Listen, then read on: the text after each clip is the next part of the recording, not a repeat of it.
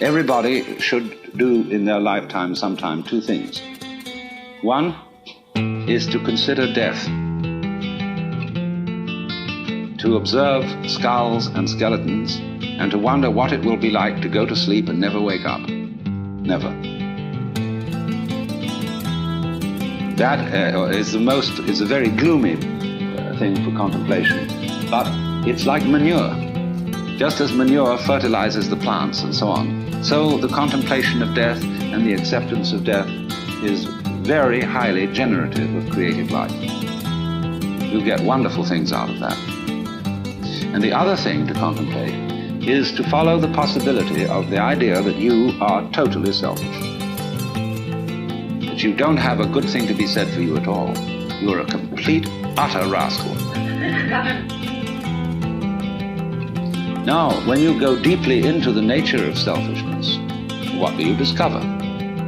You say, I love myself, I seek my own advantage.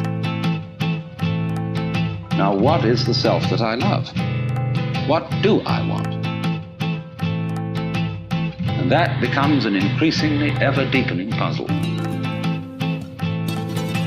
Now, I've often referred to this when you say to somebody else, I love you. It's always rather disconcerting to the person to whom you say that. If you imply that you love them with a pure, disinterested, and holy love, they automatically suspect it as being a little bit phony. But if you say, I love you so much I could eat you, that's an expression, it's a way of saying to a person, you attract me so much that I can't help it. I'm absolutely bowled over by you. I'm gone. And people like that. Then they feel they're really being loved, but it's absolutely genuine. But now, I love you so much I could eat you. Now what the devil do I want? I certainly don't want to eat the girl in the sense of literally devouring her, because then she'd disappear.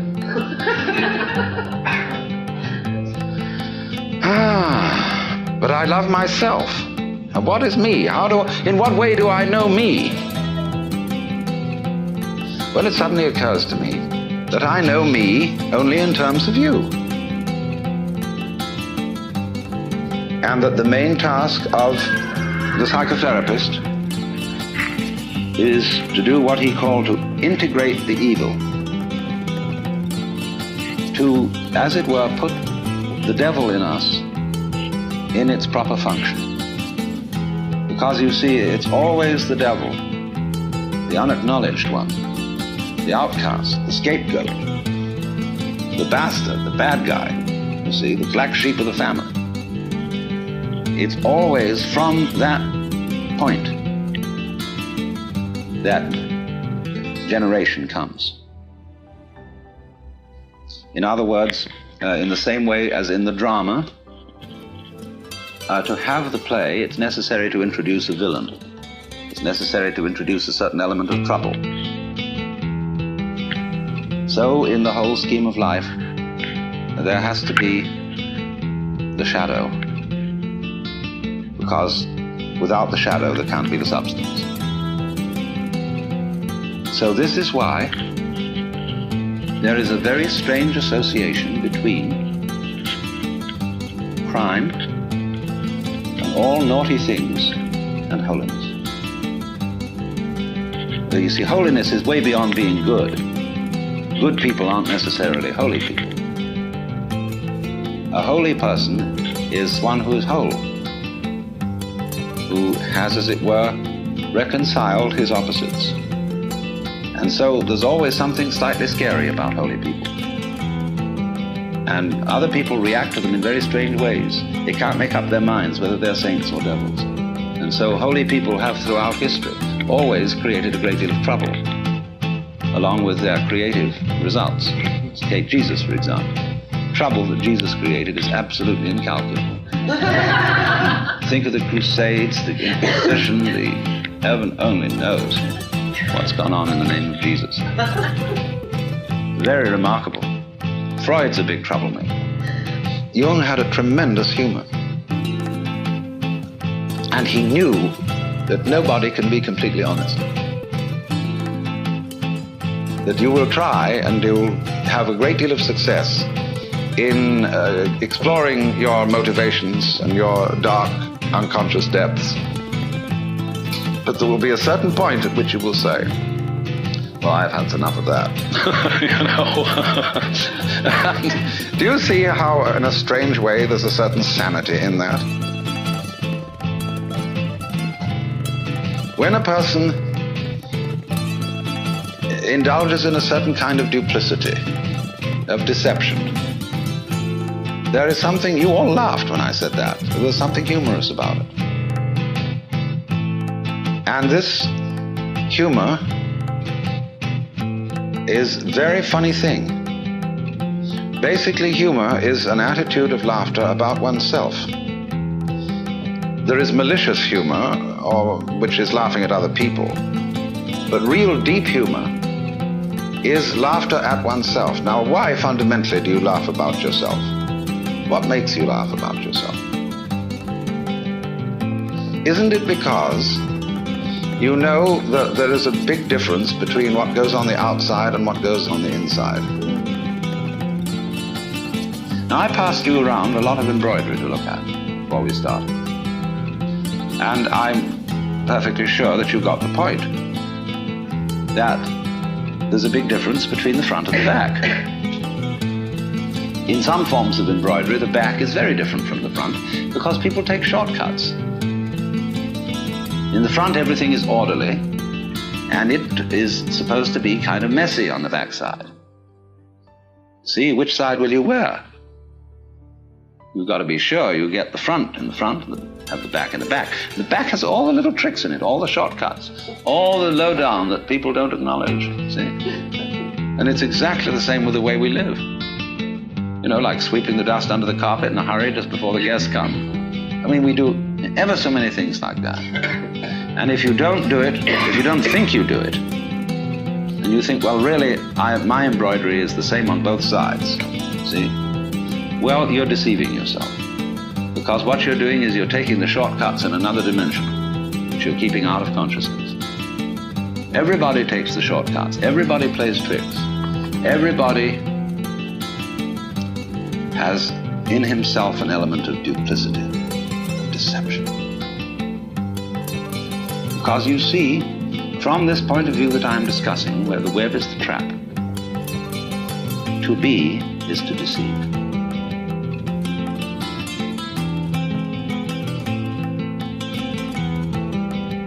Think of camouflage, the chameleon who changes its color. Think of the butterfly pretending it has eyes. Think of the flower saying to the bee, like my honey. The bee says, wow.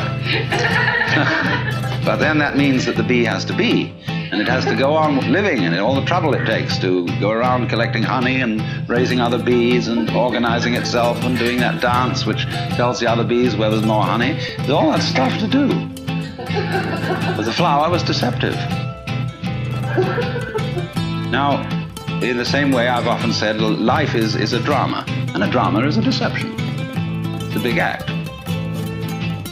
When you peel an onion and you don't really understand the nature of an onion, you might look for the pit in the center, like any ordinary fruit has. But the onion doesn't have a center. It's all skins. So when you get right down, there's nothing but a bunch of skins. You say, well, that was kind of disappointing. Well, in rather the same way, you see, you find when you explore yourself and your motivations, and you go through and through, and you try to find out that thing which is really genuine. So you explore the onion, and you go in and in and in, and then you find, well, it's all a deception. Now then the question arises, who's deceiving who? Who's fooling who? I'm fooling me? What is fooling? Fooling is playing like you're there when you're not. You know, getting somebody else to answer your name in the roll call. So, we're all, this is the metaphysical basis of it. This is what the Hindus mean by Maya, the world illusion. The world is playing it's there when it isn't. And it's a trap. And it sucks you in. And you can't get out of it. And it's a thorough big trap too. But always, when you get an idea like this or a feeling like this, follow it to its extreme. Don't back out from it. If you find you're selfish, go to the extreme of what selfishness means. Confusion largely results from not following feelings or ideas to their depth. You know, people think they want to be immortal. They'd like to live forever. Do you really want to do that? Think about it. Really go into it, what it would be like. People say they want this, that, and the other. They want this kind of car, they want this kind of dress, or so on, and this much money, and so on. It's always a good idea to think it right through. What it would involve to be in that situation, to have those desires fulfilled. Also, when you form a relationship to another person, think it through too. You see? How inconvenient would they be? However attractive. And